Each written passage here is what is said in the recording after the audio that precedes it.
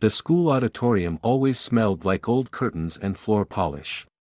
That morning, it also smelled like trouble. Lena Andreeva. Violin. Final act of the concert, Ms. Taranteva announced, her voice echoing off the walls like a verdict. Silence. Then the whispers started. Is she serious? That's the janitor's kid. She's going to butcher it. Lena's cheeks burned.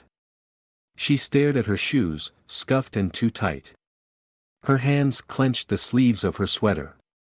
Ms. Taranteva looked straight at her, lips curled in the faintest smile. Not the kind of smile that wished her luck. The kind that dared her to fail. Nobody knew about the old violin hidden in the supply closet.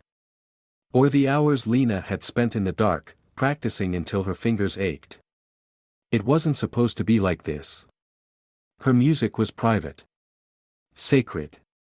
But now the whole school would be watching, waiting for her to crash. Lena swallowed hard. She had two choices, back down and confirm their laughter. Or pick up the violin, and make them listen. The bell rang, but Lena didn't move. Her classmates poured out of the auditorium in a wave of gossip and laughter. She stayed behind, staring at the stage where she was expected to stand in just a few hours. Are you actually going to do it? Someone muttered behind her. She didn't turn to see who it was. Didn't need to. She walked out slowly, past the shiny floors her mom had just cleaned, past the music room door that always stayed shut to her. Until now. Instead of heading to class, she slipped through the side hallway, the one with the broken light and the heavy metal door. No one ever went there. She opened it and stepped inside. The janitor's closet smelled like lemon cleaner and dust.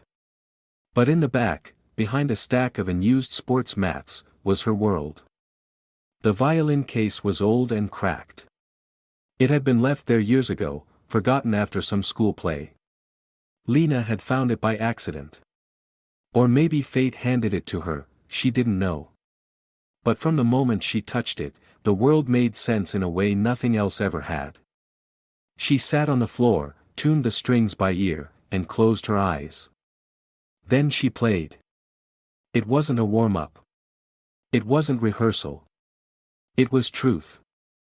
The notes filled the tiny space, bouncing off walls, wrapping around her like armor. She played the song she'd written in her head while waiting for her mom to finish work. The one she never showed anyone. The one that sounded like silence turning into hope. When she finished, her chest was rising fast, but she was calm. Clear. What she didn't know was that someone had heard her.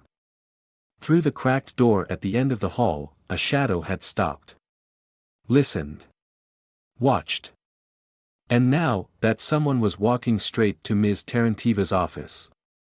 Ms. Taranteva sipped her coffee like it was a fine wine, despite the bitter aftertaste of the staff room's vending machine brew. She liked her mornings quiet, orderly. Controlled. So when a knock came at the door, she frowned.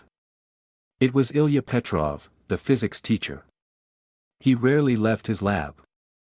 The man always looked like he'd rather be anywhere else, especially near the arts department.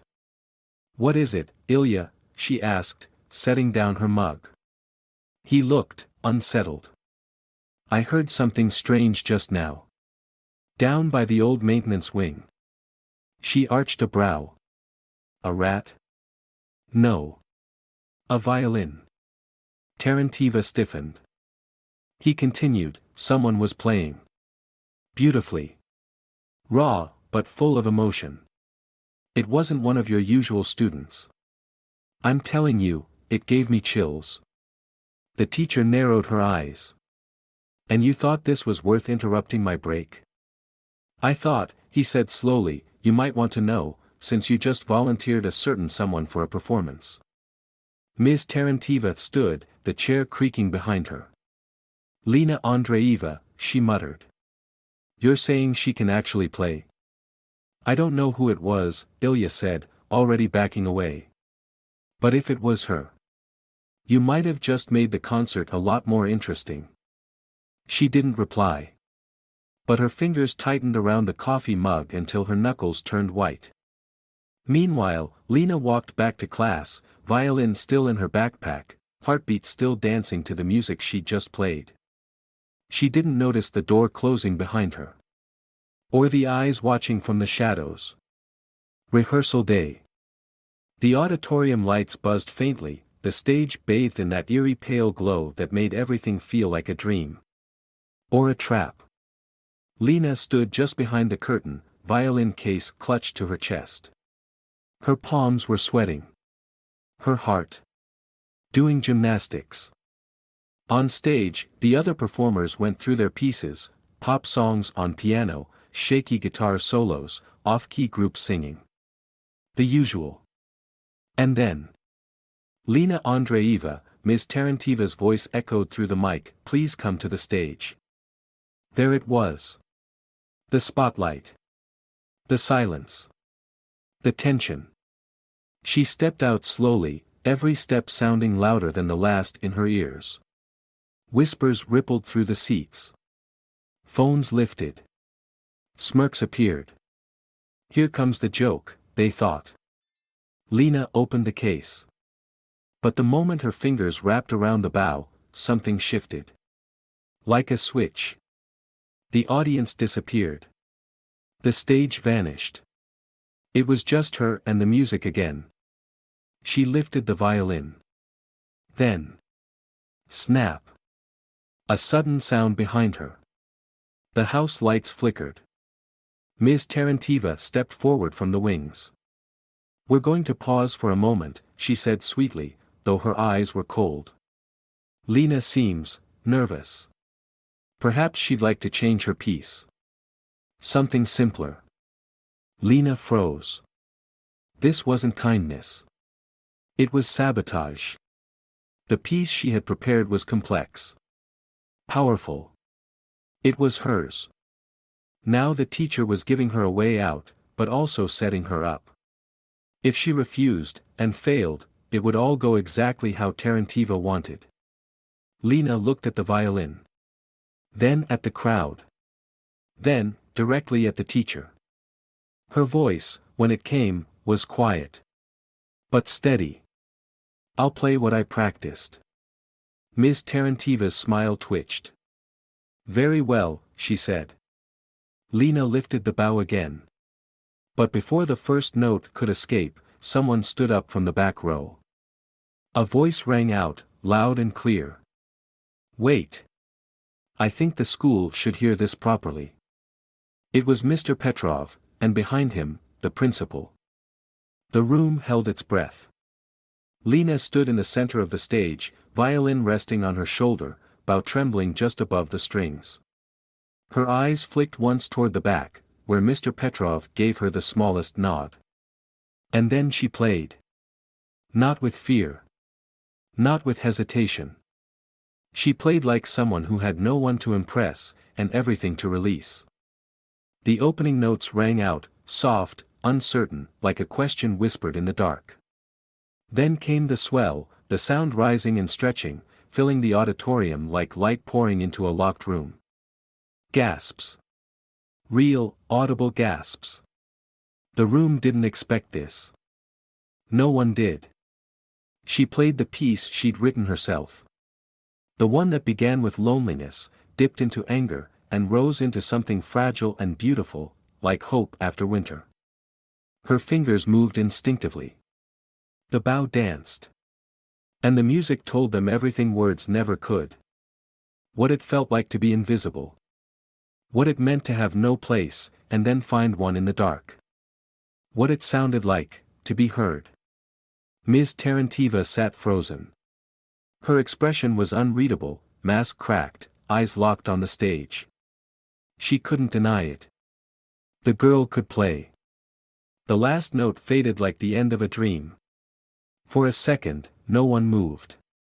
Then, thunder. Applause broke like a wave, echoing off the walls, students standing, even teachers clapping. Phones dropped. Mouths hung open. Lena lowered her violin. Her hands were shaking, but not from fear anymore.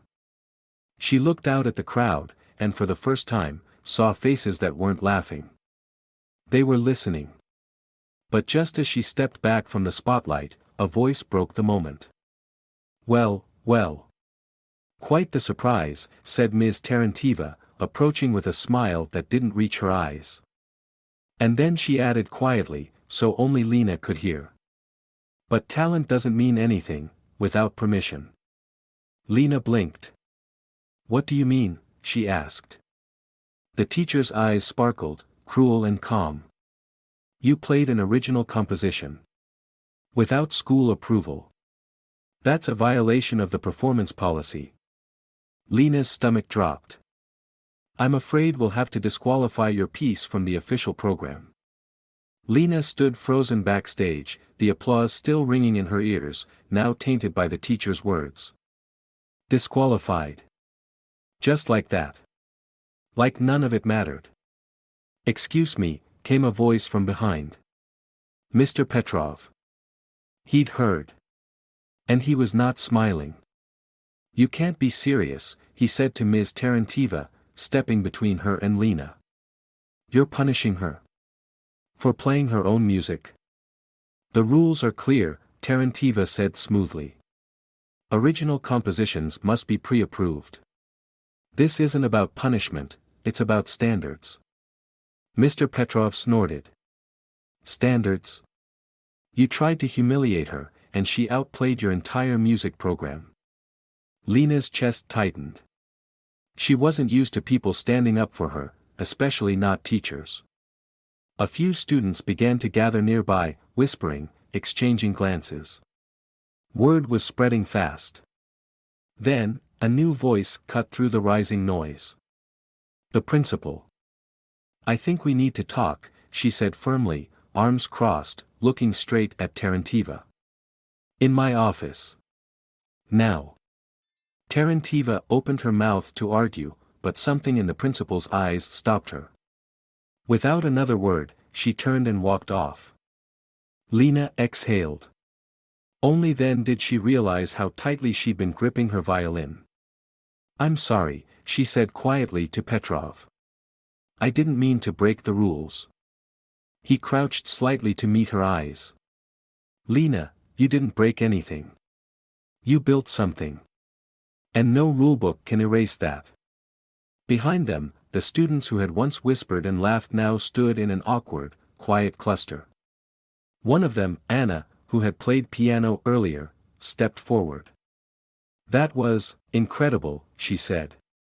"Where did you learn to play like that?" Lena hesitated. "In a janitor's closet," she said honestly. Anna blinked, then smiled. "That might be the coolest answer I've ever heard." Laughter broke out, soft but genuine. A new energy buzzed in the air, not ridicule. Respect. But deep inside, Lena knew something else: this wasn't over. If Tarantiva had tried to silence her once, she'd try again. Just in a different way. And now? Lena had to decide. Would she fade quietly into the background again? Or step forward, and make sure the music never stopped? By Monday morning, the performance had become a legend. Clips of Lena playing had made their way to social media. Students who hadn't even been at rehearsal were whispering in the halls. Her name was suddenly everywhere. "Did you see her hands? That solo? Unreal. She wrote it herself. I heard she never even had lessons." But along with the awe came tension. Lena was summoned to the principal's office during first period. When she arrived, Ms. Tarantiva was already there, sitting stiffly, lips pressed in a tight line. The principal gestured to the chair across from her. "Sit down, Lena." Lena did. Quiet, composed. But her heart was pounding. "We've reviewed the situation," the principal said. "Ms. Tarantiva has brought up the issue of procedural violation. She believes." With all due respect, Lena interrupted. Her voice was small. But steady. "I think this is about more than a rule." The principal blinked. So did Tarantiva. Lena continued, voice growing stronger with every word. I was never supposed to be on that stage. I know that. It was a setup. But I played. And now that I didn't fail, suddenly, I'm a problem. Ms. Tarantiva scoffed. You're being dramatic. No, Lena said, meeting her eyes. I'm being honest. Which is more than I can say for you. Silence. Then Lena turned to the principal. You can disqualify me. You can take me out of the concert. That's your choice. But you can't pretend this wasn't personal. The room was heavy with tension. Then, knock knock. The door opened, and a student poked their head in. Sorry, there's a group asking to speak with you. About Lena. Behind him, a small crowd had formed. Students. Teachers. Even the choir instructor. Anna from the piano group stood in front, holding a petition. She deserves to play, she said. And we're not doing the concert unless she's in it. Tarantiva paled. The principal leaned back slowly in her chair. Watching. Processing. Lena sat perfectly still. Calm. No tears. No apology.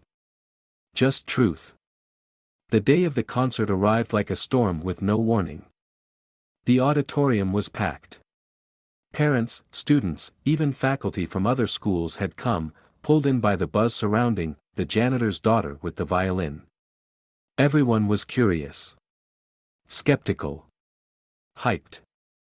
Lena stood backstage, dressed in a simple black dress borrowed from Anna. Her violin was polished, her bow steady. The petition had worked. The principal overruled Ms. Tarantiva. Not only was Lena allowed to play, she was closing the concert. Final act. No longer a joke. A highlight. Ms. Tarantiva hadn't said a word to her since. Lena could feel the tension. Not just in the room, but in her chest. This time, it wasn't fear. It was fuel. As the lights dimmed and the MC called her name, she stepped onto the stage. And the crowd went silent. For a second, she just stood there. Holding the violin. Looking out. Her eyes found her mom, sitting in the back row, still in her janitor's uniform. Hands clasped tightly in her lap. Tears already in her eyes.